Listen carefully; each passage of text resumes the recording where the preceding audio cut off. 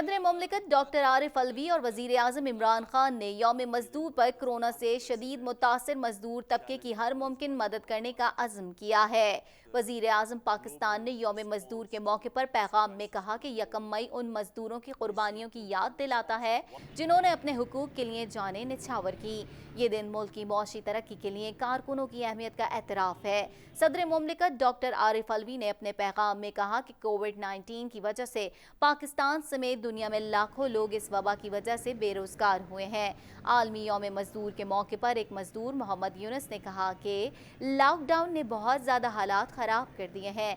इसकी वजह से बेरोजगारी बढ़ गई है। घर में बहन भाई, माँ बाप, खाने पीने वाले छोटे बच्चे हैं, उनका गुजारा बहुत मुश्किल हो गया है। हुकूमत मजदूर को रिलीफ दे। ये लॉकडाउन ने हालात बहुत ज़्यादा ख़राब कर दिए हैं। सबसे बड़ी बेरोजगारी हो गई है। दुकानें, कारोबार हमारा बंद है, हम लोग परेशान है। ऐसे मेरे घर में बहन भाई, माँ बाप, खाने पीने वाले छोटे बच्चे हैं, उनका गुजारा बहुत मुश्किल हो गया है।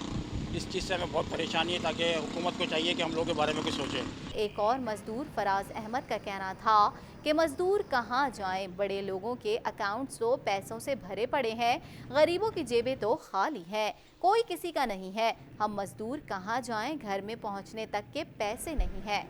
सुबह अवाम मजदूर बंदा रोज़ा रखे, कहाँ से रोज़ा रखे? होटलें सारी बंद है, कारोबार सब बंद है। मजदूरी होगी तो जेब में कुछ होगा, खाएंगे पिएंगे भी, अपने घर पे भी देंगे। अब तो आप लोग कहाँ पे जाएं? हमारे वज़ीर आज़म साहब हैं, वो बोलते हैं भाई लॉकडाउन कर लो, बंद कर दो सब कुछ। उनके तो अकाउंट में भरे हुए हैं, हमारे अब जेब में तो खाली। हम गरीब, हम कहाँ पे जाएँ?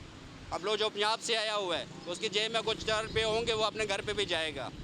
ये हमारे पुलिस साहब जो रेंजर्स सारी खड़ी है, कोई किसी का नहीं है। डंडा जब मौत आती है, डंडा चलानी शुरू हो जाती है।